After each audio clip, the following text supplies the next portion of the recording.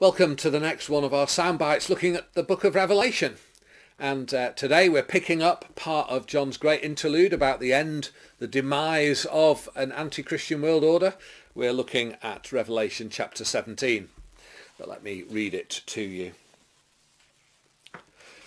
One of the seven angels who had the seven bowls came and said to me, "Come, I will show you the punishment of the great prostitute who sits on many waters. With her the kings of the earth committed adultery, and the inhabitants of the earth were intoxicated with the wine of her adulteries." Then the angel carried me away in the spirit into a desert. There I saw a woman sitting on a scarlet beast that was covered with blasphemous names and had 7 heads and 10 horns. The woman was dressed in purple and scarlet and was glittering with gold, precious stones and pearls. She held a golden cup in her hand filled with the abominable things and filth of her adulteries. This title was written on her forehead: Mystery, Babylon the Great, the mother of prostitutes and of the abominations of the earth. I saw that the woman was drunk with the blood of the saints, the blood of those who bore testimony to Jesus. When I saw her, I was greatly astonished. And then the angel said to me, "Why are you astonished? I will explain to you the mystery of the woman and of the beast she rides, which has the 7 heads and 10 horns. The beast which you saw once was, now is not, and will come up out of the abyss and go to his destruction.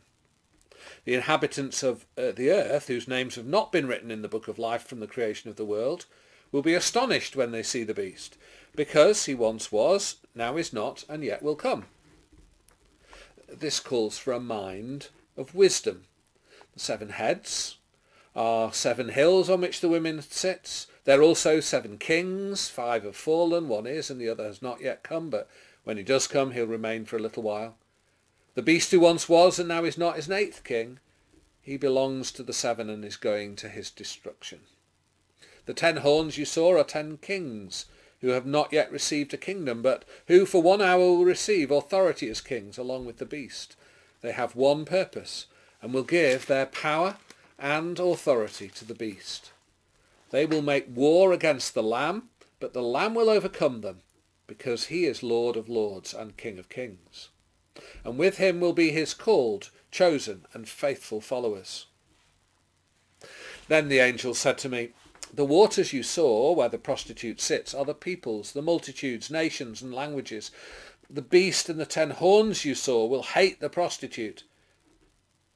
They will bring her to ruin and leave her naked. They will eat her flesh and burn her with fire. For God has put into their hearts to accomplish his purpose by agreeing to give the beast their power to rule until God's words are fulfilled. The woman you saw is the great city that rules over the kings of the earth." This is the word of the Lord. Thanks be to God. God our Father, help us understand your word and help us to live in the light of it for Jesus' sake. Amen. Sometimes the pressure of our society seems to exert an irresistible force to erode the standards of faith and morality that we've inherited. Is it worth standing up for biblical truth when it's largely being ridiculed and marginalised? For example, in the 1990s, the previously Anglican-founded Children's Society agreed it had to change its criteria for adoption to allow the possibility of homosexual couples fostering and adopting children through them. Their main reason for doing so was that this is the accepted policy of our secular age and the agency that was involved in fostering and adoption. What else can you do when the government threatens to withdraw your funding unless you follow their new morality? The answer is ditch your faith, cut your ties to the Anglican Church and go it alone. Well, the truth is, for most of us, that erosion of values is a battle we feel like we've already lost. I mean, take violence or pornography on TV, video or internet. 40 years ago, it was shocking to show anything like nudity on TV. Now, in most films, it's expected. But when was the last time you complained about it? Or even had it bother you? Western churches have become tolerant of things that deep down we know harm us and harm society and harm the church, but we feel like to try and fight it is just a losing battle. We'll just go with the flow. Well, that's exactly the pressures that the churches John is addressing were feeling. See, at the time, the monolithic power of the Roman Empire was requiring them to worship the emperor as God, to accept prostitution as a normal part of society, to tolerate orgies and homosexual practice, to be caught up with the materialistic wealth of the empire. How could Christians, holding different views, hope to make an impact when the empire was so powerful? How could a tiny few, and a load of them slaves at that, take on the might of the most powerful and successful empire the world has ever known? And so it's chapters 17 and 18 that gives us God's response to that and how we are to face those overwhelming powers by warning us against them. Chapter 17, as we look at today, is a wake-up call to watch out for how a godless world might influence us. And chapter 18 describes how God will bring it all to an end. But first, in chapter 17, we are to recognise the characteristics of a godless society. Remember, in apocalyptic writing, these images we're given are intended to communicate the true characteristics of the things that they stand for. For John's audience and us, secular society may seem to be successful, powerful and unassailable, but that's not how God sees it. So first, this great prostitute, the woman with Babylon, the great mother of prostitutes and the abominations of the earth tattooed to her forehead, and identified in verse 18 as the great city that rules over the kings of the earth, isn't actually just the one city. It isn't just Rome, although it includes the Roman Empire, not least because famously Rome sits on 7 hills. But the image is not just Babylon equals Rome, because we're told straight away the 7 heads are also 7 rulers. So it's not as simple as just making a geographical reference. This is imagery. Back in chapter 11 verse 18, this city was figuratively called Sodom and Egypt and Jerusalem. Because in a sense what's really going on is the woman represents godless human society, government that refuses to acknowledge the rule of God. That's why in chapter 17 verse 3 she's seated on the beast with the 7 heads and 10 horns, the figure representing satanic influence in this world. Because government that refuses to acknowledge God's sovereign rule is a government ultimately serving the purposes of Satan. That's where it sits in the end.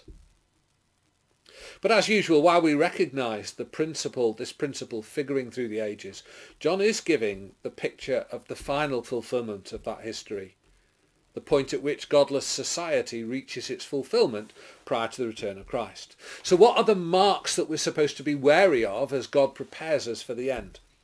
Well, firstly, one mark is the respectability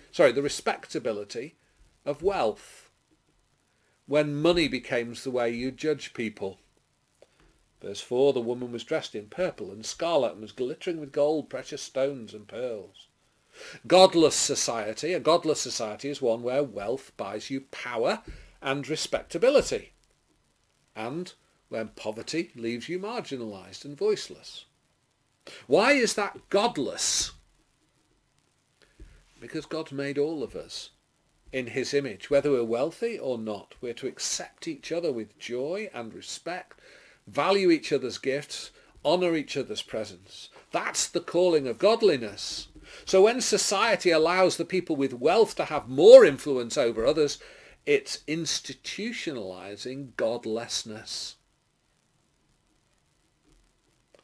Just ask yourself for a moment, who's been behind the move to get pornography and violence more socially acceptable?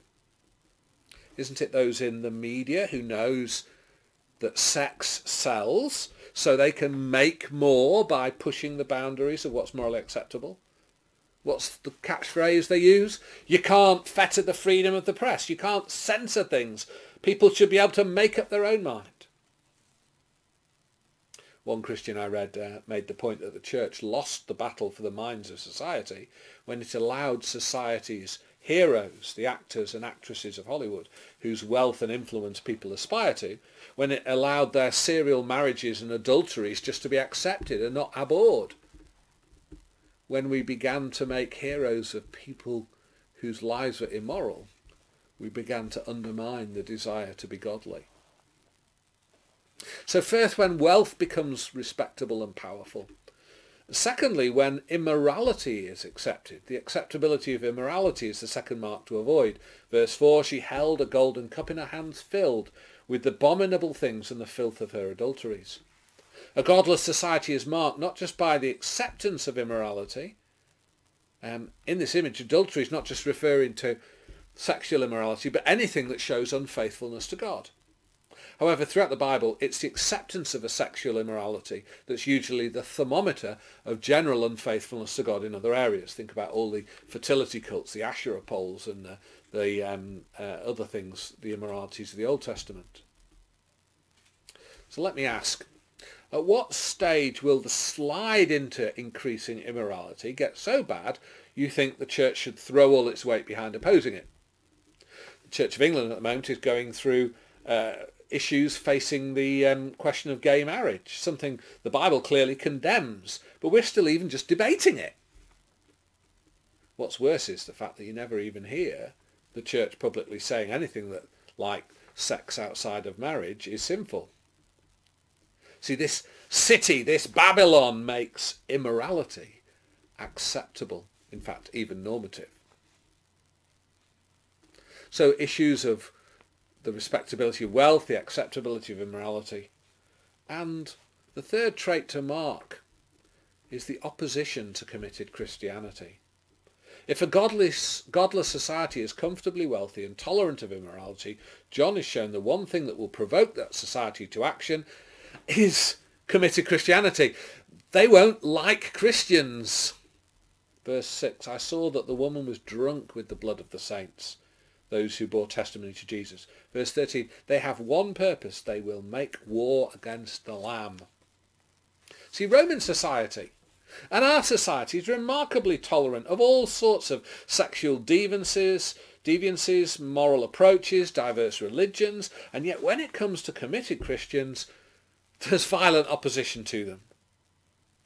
Our society is amazingly tolerant of other faiths, alternative lifestyles and practices, and yet when it comes to somebody saying, I'm a committed Christian, that evokes the harshest of lampoons and the most vehement of opposition. And that's because truth makes people uncomfortable. That is, as long as those who bear the truth are still bearing testimony to it. The opposition should not surprise us. John's vision makes it clear that the driving forces behind these shifts is Satan himself. The descriptions in chapter 17 verse 8 makes it clear that the beast is the Antichrist, parodying God by being as a beast the one who once was, now is not, and yet will come. In chapter verse 8, verse 8b. Although the truth is, verse 8a, that he will come up from the abyss and go to his destruction. In other words, before the final climax of time, the fulfillment of Satan's influence in godless government will come, not under a Roman Empire, alluded to in verses 9 to 10, but in this new world order which precedes the final victory of the Lamb and his followers, verse 14. What John is calling us to do is to realise the seriousness of tolerating a godless society, in making the prejudices of wealth respectable, the growing immorality acceptable, the opposition of committed Christianity normal.